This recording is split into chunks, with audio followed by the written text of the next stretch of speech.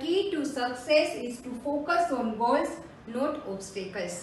जब किसी फील्ड में हमें सक्सेस पानी हो तब हमारा फोकस सिर्फ और सिर्फ अपने गोल तक, अपने एम पर ही रहना चाहिए। हाँ, उसके रिलेटेड जो भी ऑब्स्टेकल्स हमारे रास्ते में आते हैं उसको पार करने की क्षमता हमें होनी चाहिए। उस क्षमता को हमें डेवलप करना चाहिए, तभी हम हमारे गोल तक पहुंच सकते हैं। ऑब्स्टेकल्स को देखकर अगर हम हार मान जाते हैं तो कभी हम हमारे गोल तक नहीं पहुंच सकते। पर गोल तक पहुंचने के लिए उन सारे ऑब्स्टेकल्स को हमें अपने हार्ड वर्क से, अपने एफर्ट से दूर करके अपने गोल को अचीव करना होता है। यही हमारी की ऑफ सक्सेस है। तो इसी बात से आज हम शुरू कर रहे हैं consumer behaviour through ordinal utility analysis. Ordinal utility analysis के द्वारा अब कंज्यूमर इक्विलिब्रियम कैसे सेट होता है ये समझते हैं। ये एनालिसिस दिया गया है इकोनॉमिक्स हिग्स के द्वारा। यहाँ पे ओनली यूटिलिटी को रैंक दिया जाता है। जैसे कार्डिनल यूटिलिटी में यूटिलिटी को यूटाइल्स में कन्वर्ट करके उसे 1, 2, 3, 4 यूटाइल्स दिए जाते थे। उससे अलग यहाँ पे यूटिलिटी हाई और लो यानी कि मोर और लेस में प्रेफरेंस देके रैंक की जाती है। Also known as indifference curve analysis. यहाँ पे जो ऑर्डिनल यूटिलिटी एनालिसिस के द्वारा कंज्यूमर इक्विलिब्रियम का जो अप्रोच है उसे हम इनडिफरेंस कर्व एनालिसिस भी कह सकते हैं। इनडिफरेंस शेड्यूल देखते हैं। कॉम्बिनेशन बंडल ऑफ गुड्स, यहाँ पे जो कॉमोडिटी कंज्यूमर कंज्यूम कर रहा है उसके कॉम्बिनेशंस दिए जाते हैं, यानी कि बंडल ऑफ गुड्स दिए जाते हैं। इक्वल सेटिस्फेक्शन, जिसमें से कंज्यूमर को इक्वल सेटिस्फेक्शन डिराइव होता है। इन डिफरेंस बिटवीन देम, और उसमें वो इन डिफरेंस होता है। समझते हैं कैसे? यहाँ पे हमने एक शेड्यूल लिया है। कॉम्बिनेशन ए एप्पल 1 मैंगो 12, इसका मतलब कि ए कॉम्बिनेशन है उसमें हमारा कंज्यूमर एप्पल का 1 यूनिट और मैंगो के 12 यूनिट परचेज कर रहा है, कंज्यूम कर रहा है।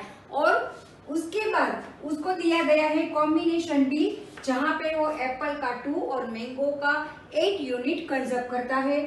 सी में 3 एप्पल्स एंड 5 मैंगोज, डी में 4 एप्पल एंड 3 मैंगोज, ई में 5 एप्पल्स एंड 2 मैंगोज कंज्यूम कर रहा है।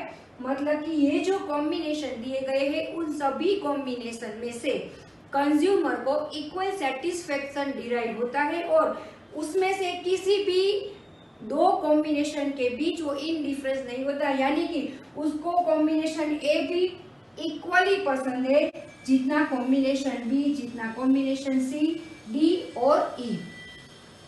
तो ये सारे कॉम्बिनेशन में से उसको जो सेटिस्फेक्शन मिलता है वो सब एक समान यानी कि इक्वल ही होता है।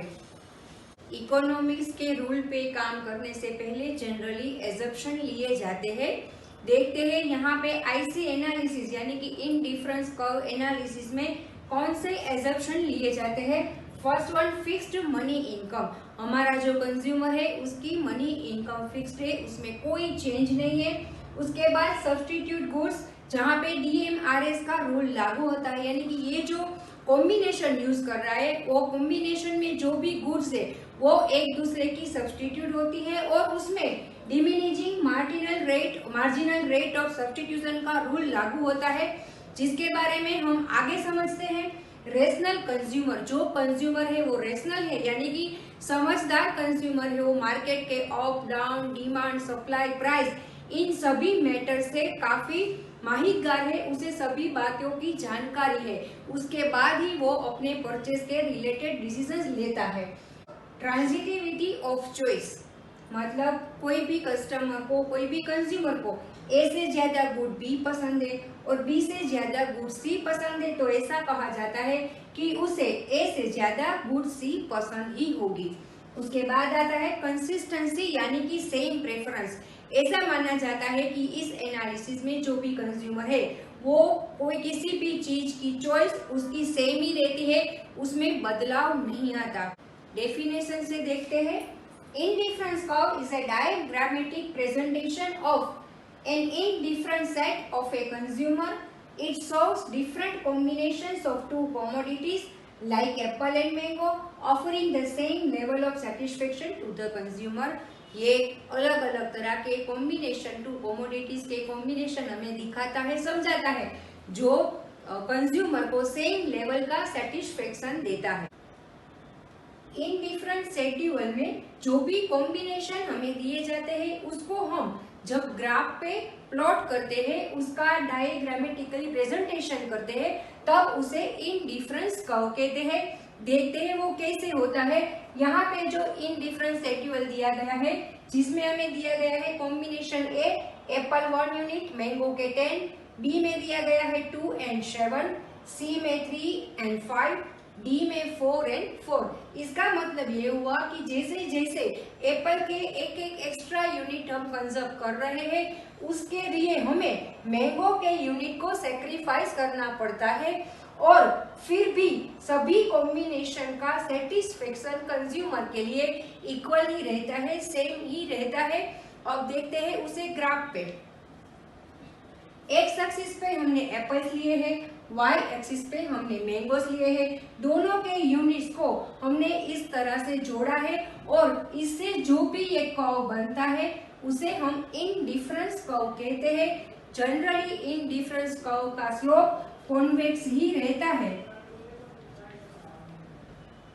जिसके रिलेटेड हम आगे जो हमारा नेक्स्ट वीडियो आएगा प्रॉपर्टीज ऑफ इंडिफरेंस कर्व, उसमें डिस्कस करेंगे। तो आज के इस वीडियो में हमने समझा इंडिफरेंस शेड्यूल, इंडिफरेंस कर्व, उसके रिलेटेड एजम्पशंस। अगले पार्ट में हम समझेंगे इंडिफरेंस कर्व की प्रॉपर्टीज। तब तक stay tuned with C academy. Thank you.